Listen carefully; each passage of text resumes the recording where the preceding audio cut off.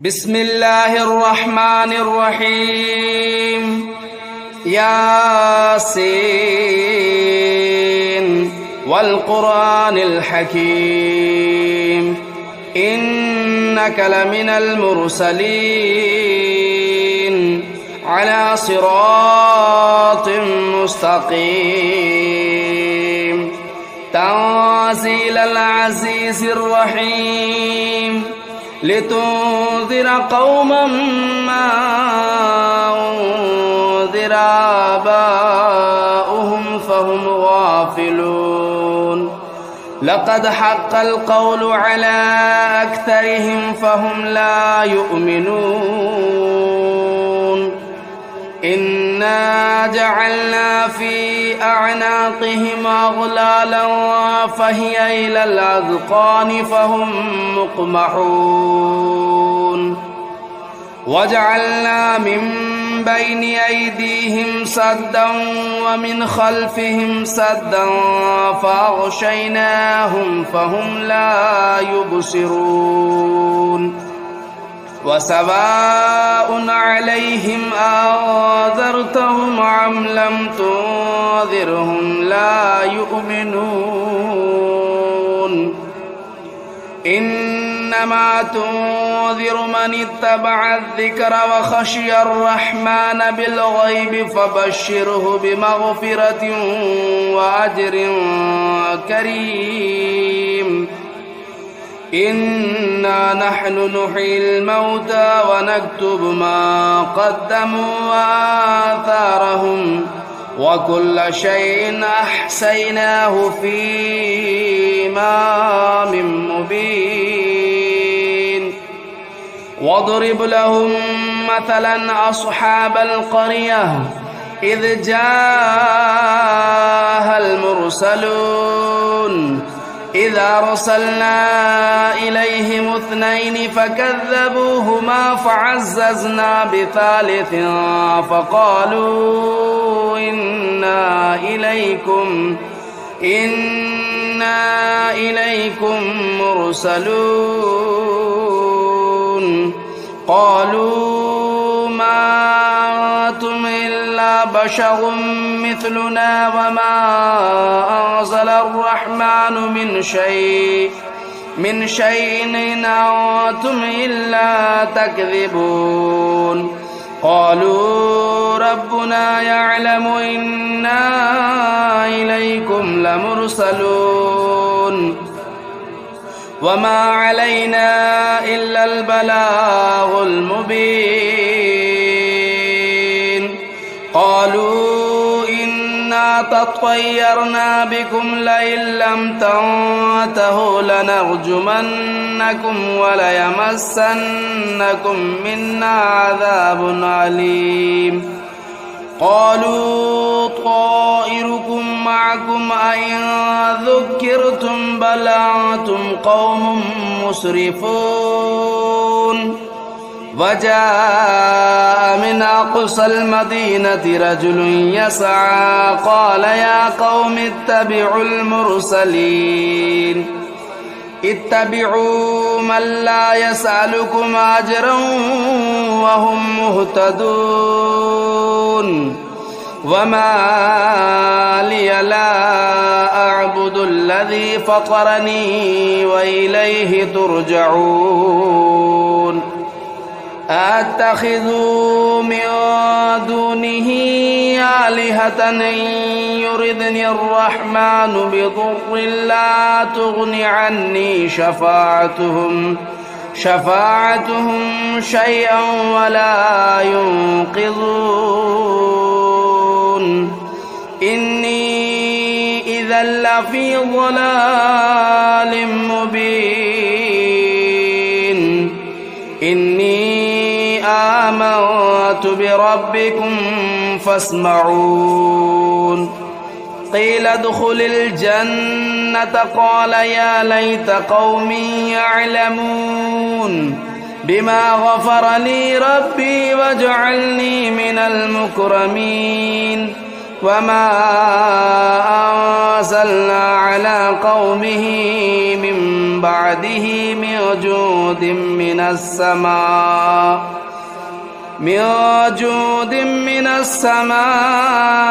وما كنا منزلين إن كانت إلا صيحة واحدة فإذا هم خامدون يا حسرة على العباد ما يأتيهم من رسول إلا كانوا به يستهزئون ألم يروا كم أهلكنا قبلهم من القرون أنهم إليهم لا يرجعون وإن كل لما جميع لدينا محضرون وآية لهم الأرض الميتة أحييناها وأخرجنا منها حبا فمنه يأكلون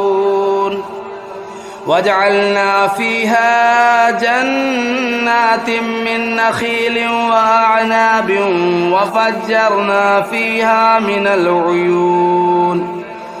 ليأكلوا من ثمره وما عملته أيديهم أفلا يشكرون سبحان الذي خلق الأزواج كلها مما تنبت الأرض ومن أنفسهم ومما لا يعلمون وآية لهم الليل نسلخ منه النهار فإذا هم مظلمون والشمس تجري لمستقر لها ذلك تقدير العزيز العليم والقمر قدرناه منازل حتى عاد كالعرجون القديم لا الشمس ينبغي لها أن تدرك القمر ولا الليل سابق النهار وكل في فلك يسبحون وآية لهم أنا حملنا ذريتهم في الفلك المشحون وخلقنا لهم من مثله ما يركبون وإن نشأ نغرقهم فلا صريخ لهم ولا هم ينقذون إلا رحمة منا ومتاعا إلى حين وإذا قيل لهم اتقوا ما بين أيديكم وما خلفكم لعلكم ترحمون وما تأتيهم من آية من آيات ربهم إلا كانوا عنها معرضين وإذا قيل لهم أنفقوا مما رزقكم الله قال الذين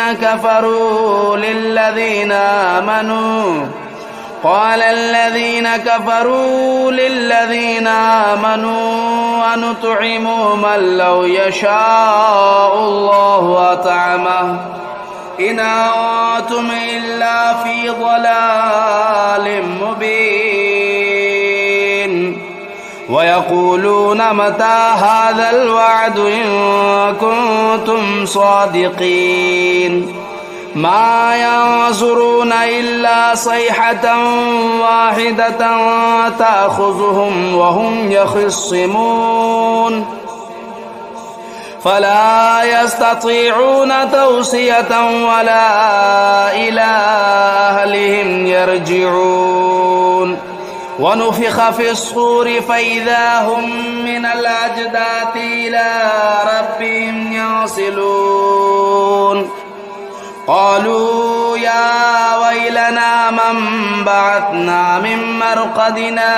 هذا ما وعد الرحمن وصدق المرسلون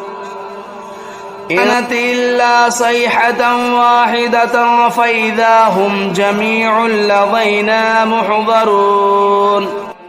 فاليوم لا تظلم نفس شيئا ولا تجزون إلا ما كنتم تعملون إن أصحاب الجنة اليوم في شغل فاكهون هم وأزواجهم في ظلال على الأرائك متكئون لهم فيها فاكهة ولهم ما يدعون سلام قولا من رب رحيم وامتازوا اليوم أيها المجرمون ألم أعهد إليكم يا بني آدم ألا تعبدوا الشيطان إنه لكم عدو مبين وأن اعبدوني هذا صراط مستقيم ولقد أضل منكم جبلا كثيرا أفلم تكونوا تعقلون هذه جهنم التي كنتم توعدون اصلوها اليوم بما كنتم تكفرون اليوم نختم على أفواههم وتكلمنا أيديهم وتشهد أرجلهم بما كانوا يكسبون ولو نشاء لطمسنا على أعينهم فاستبقوا الصراط فأنى يبصرون ولو نشاء لمسخناهم على مكانتهم فما استطاعوا مضيا ولا يرجعون ومن نعمره ننكسه في الخلق أفلا يعقلون وما علمناه الشعر وما ينبغي له إن هو إلا ذكر وقرآن مبين لينذر من كان حيا ويحق القول على الكافرين أولم يروا أنا خلقنا لهم مما عملت أيدينا أنعاما فهم لا مالكون وذللناها لهم فمنها ركوبهم ومنها يأكلون ولهم فيها منافع ومشارب أفلا يشكرون واتخذوا من دون الله آلهة لعلهم ينصرون لا يستطيعون نصرهم وهم لهم جند محضرون فلا يحزنك قولهم إنا نعلم ما يسرون وما يعلنون أولم ير الإنسان أنا خلقناه من نطفة فإذا هو خصيم مبين وضرب لنا مثلا ونسي خلقه قال من يحيي العظام وهي رميم قل يحييها الذي أنشأها أول مرة وهو بكل خلق عليم الذي جعل لكم من الشجر الأخضر نارا فإذا أنتم منه توقدون أوليس الذي خلق السماوات والأرض بقادر على أن يخلق مثلهم بلى وهو الخلاق العليم إنما أمره إذا أراد شيئا أن يقول له كن فيكون فسبحان الذي بيده ملكوت كل شيء وإليه ترجعون بسم الله الرحمن الرحيم الرحمن علم القرآن خلق الإنسان علمه البيان الشمس والقمر بحسبان والنجم والشجر يسجدان والسماء رفعها ووضع الميزان ألا تطغوا في الميزان وأقيموا الوزن بالقسط ولا تخسروا الميزان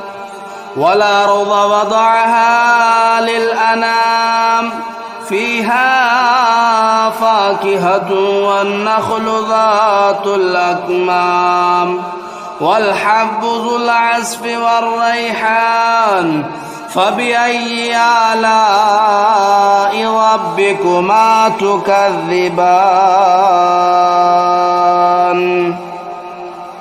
خلق الإنسان من صلصال كالفخار وخلق الجان من مارج من نار فبأي آلاء ربكما تكذبان رب المشرقين ورب المغربين فبأي آلاء ربكما تكذبان مرج البحرين يلتقيان بينهما برزخ لا يبغيان فبأي آلاء ربكما تكذبان يخرج منهما اللؤلؤ والمرجان فبأي آلاء ربكما تكذبان وله الجوار المنشآت في البحر كالأعلام فبأي آلاء ربكما تكذبان كل من عليها فان ويبقى وجه ربك ذو الجلال والإكرام فبأي آلاء ربكما تكذبان يسأله من في السماوات والأرض كل يوم هو في شأن فبأي آلاء ربكما تكذبان سنفرغ لكم أيها الثقلان فبأي آلاء ربكما تكذبان يا معشر الجن والإنس إن استطعتم أن تنفذوا من أقطار السماوات والأرض فانفذوا لا تنفذون إلا بسلطان فبأي آلاء ربكما تكذبان يرسل عليكما شواظ من نار ونحاس فلا تنتصران فبأي آلاء ربكما تكذبان فإذا انشقت السماء فكانت وردة كالدهان فبأي آلاء ربكما تكذبان فيومئذ لا يسأل عن ذنبه إنس ولا جان فبأي آلاء ربكما تكذبان يعرف المجرمون بسيماهم فيؤخذوا بالنواصي والأقدام فبأي آلاء ربكما تكذبان هذه جهنم التي يكذب بها المجرمون يطوفون بينها وبين حميم آن فبأي آلاء ربكما تكذبان ولمن خاف مقام ربه جنتان فبأي آلاء ربكما تكذبان ذواتا أفنان فبأي آلاء ربكما تكذبان فيهما عينان تجريان فبأي آلاء ربكما تكذبان فيهما من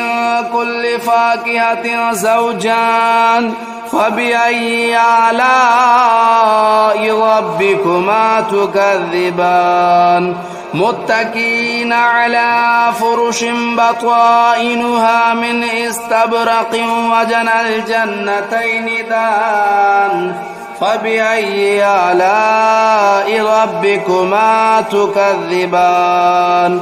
فيهن قاصرات الطرف لم يطمثهن إنس قبلهم ولا جان فبأي آلاء ربكما تكذبان كأنهن الياقوت والمرجان فبأي آلاء ربكما تكذبان هل جزاء الإحسان إلا الإحسان فبأي آلاء ربكما تكذبان ومن دونهما جنتان فبأي آلاء ربكما تكذبان مدهامتان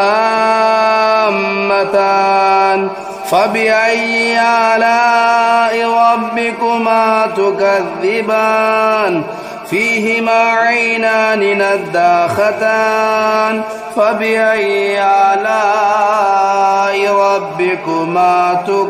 تكذبان فيهما فاكهة والنخل والرمان فبأي آلاء ربكما تكذبان فيهن خيرات حسان فبأي آلاء ربكما تكذبان حور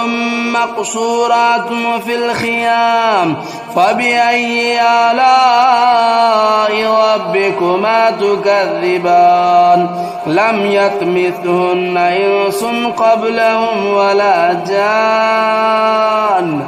فبأي آلاء ربكما تكذبان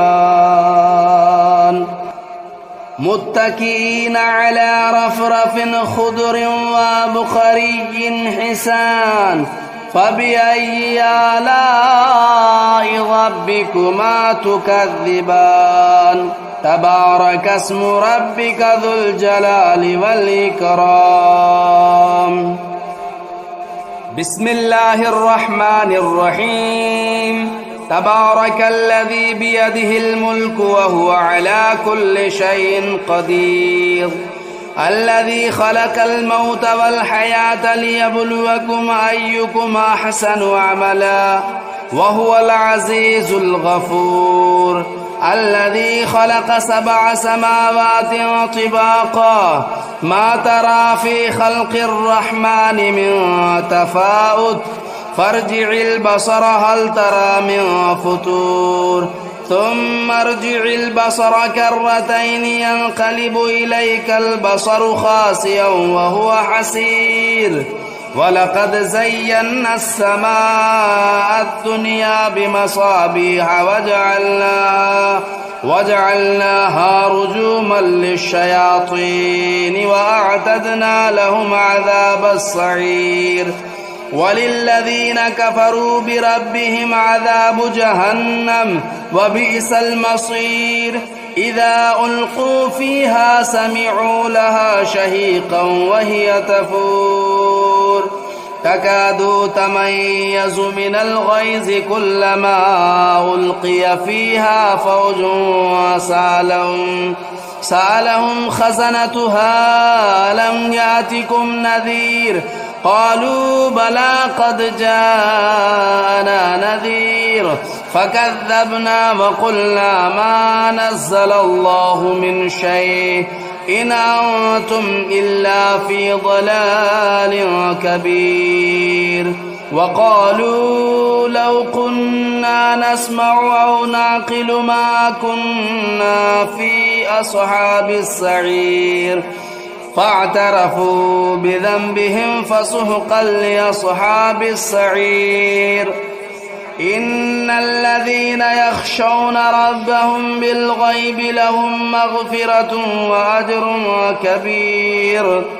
وأسروا قولكم أو اجهروا به إنه عليم بذات الصدور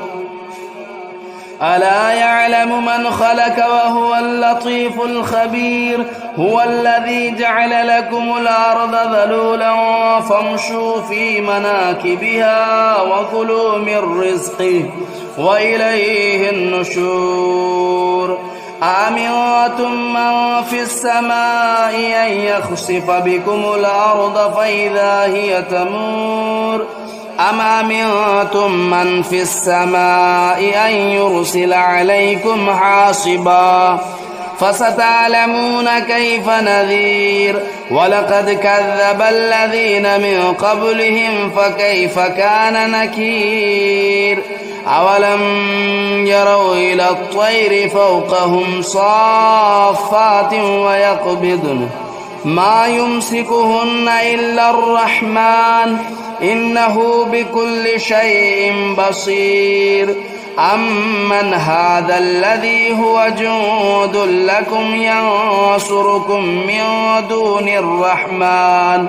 إن الكافرون إلا في غرور أمن هذا الذي يرزقكم إن أمسك رزقه بل لجوا في عتو ونفور أفمن يمشي مكبا على وجهه أهدى